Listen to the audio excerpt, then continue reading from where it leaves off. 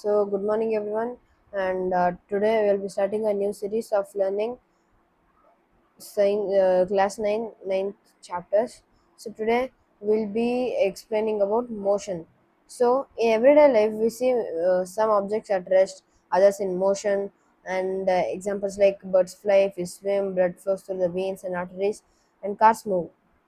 Atoms, molecules, planets, and stars and galaxies are all in motion, and we often perceive an object to be in motion when the position changes with time.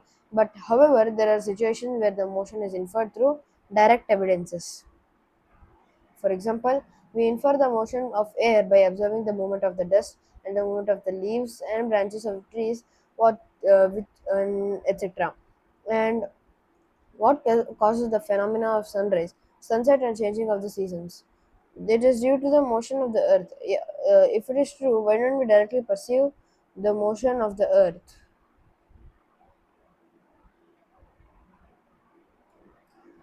An object may appear to be moving for one person and stationary for some other. For the passengers in a moving bus, the roadside appears to be moving backwards. A person standing in the roadside perceives the bus along with the passengers are moving. However, a passenger inside the bus sees the fellow passengers to be at rest.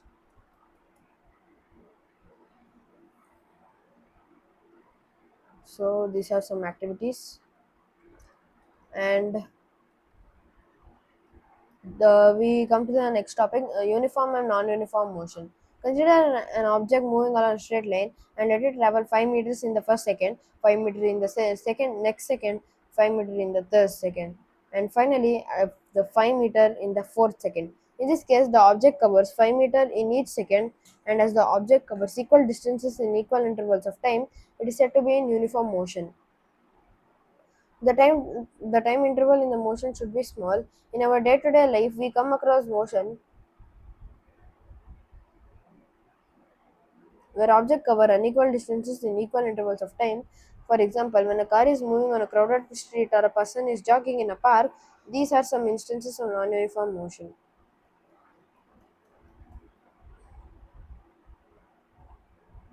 So these are some activities, and different objects may take different amounts of time to recover from a given distance, and some of them move fast and some of them move slowly. The different objects can move at the same time, and one of the ways to measuring the rate of motion of an object to find out the distance traveled by the object in unit time. This quantity is referred to as the second, and the SI unit of speed is meter per second. This is represented by the symbol m s to the power of minus 1, or m by s.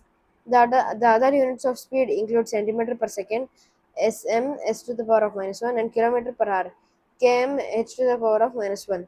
To specify the speed of an object, we require only its magnitude. The speed of an object and the speed of the object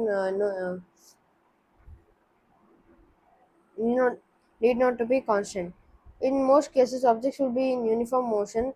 Therefore, we describe the rate of the motion such objects in terms of their average speed. The average speed of an object is obtained by dividing the total distances traveled by total time taken. Then it will be average speed is equal to total distance traveled by total time taken. Speed with direction. The rate of motion of an object can be more comprehensive if we specifically tell its direction of motion along with its speed. The quantity that specifies both these aspects is called velocity. Velocity is the speed of an object moving in a definite direction. The velocity of an object can be uniform or variable. It can be changed by changing the object's speed, direction of motion, or both. When an object is moving along a straight line at a variable speed, we can express the magnitude of its rate of motion in terms of average velocity. It is calculated in the same way as we calculate the average speed, and in case the velocity of an object is changing at a uniform rate, then average velocity is given in the arithmetic mean of initial velocity and final velocity for a given period of time. That is, average velocity is equal to initial velocity plus final velocity by 2. Mathematically, v is equal to u plus v by 2, which means the same, meaning initial velocity plus final velocity by 2.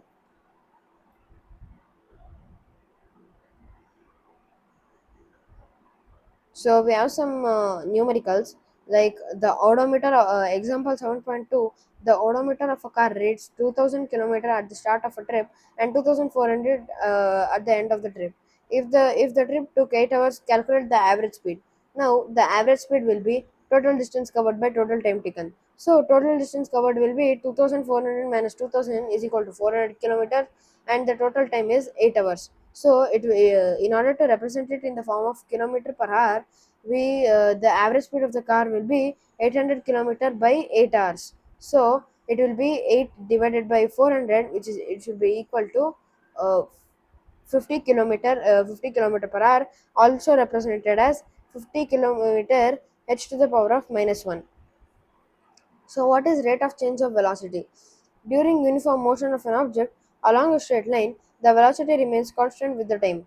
In this case, the change in velocity of an object for any interval of time is zero. However, in non-uniform motion, the velocity varies with time. It has different values and has different instants at different points of the path. Thus, the change in velocity of the object during any time of interval is not zero. Now, can we express the change in velocity of an object? Yeah.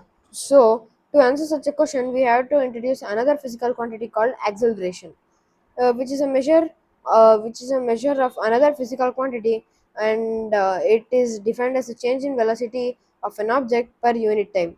That is, acceleration is equal to change in velocity by time taken, and change of velocity is equal to total time, like total distance covered by uh, rate of initial velocity minus rate of change of velocity will be change in velocity. So the formula for acceleration will be change in velocity, or initial velocity minus final velocity by time taken. The velocity of an object changes from an initial value of u to the final value of v in time t. The acceleration a is equal to v minus u by t. This kind of motion is also known as accelerated motion, and the acceleration is taken to be positive if it is in direction of velocity and negative when the opposite to the direction of velocity. The SI unit of acceleration is m s to the power of minus 2, and if an object travels in a straight line and its velocity increases or decreases by equal amounts in equal intervals of time, then the acceleration of an object is said to be uniform acceleration.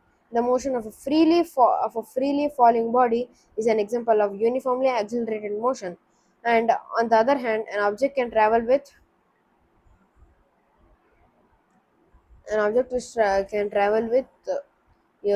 freely falling body is an example of uniformly accelerated motion.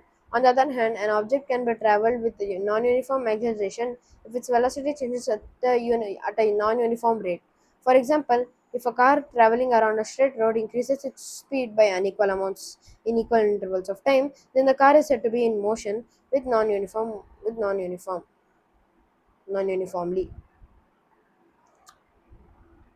So next is graphical representation of motion. Graphs provide a convenient method to present basic information about a variety of events. For example, in a telecast of one day cricket match, vertical bars show the rate of run on the team in each over, as you have studied in mathematics. A straight line graph helps in solving a linear equation having two variables. To describe the motion of the objects, we can use the line graphs. In this case, line graphs show dependency on on one physical quantity such as distance or velocity on another quantity such as time. Distance time graph. The change in velocity of an object with time can be represented of the distance time graph adopting a convenient scale of choice, and the distance is taken along the x-axis, the time is taken along the y-axis, and the distance is taken along the y-axis. The distance time graph can be employed under various conditions where objects move their uniform motion and non-uniform speed remain at rest.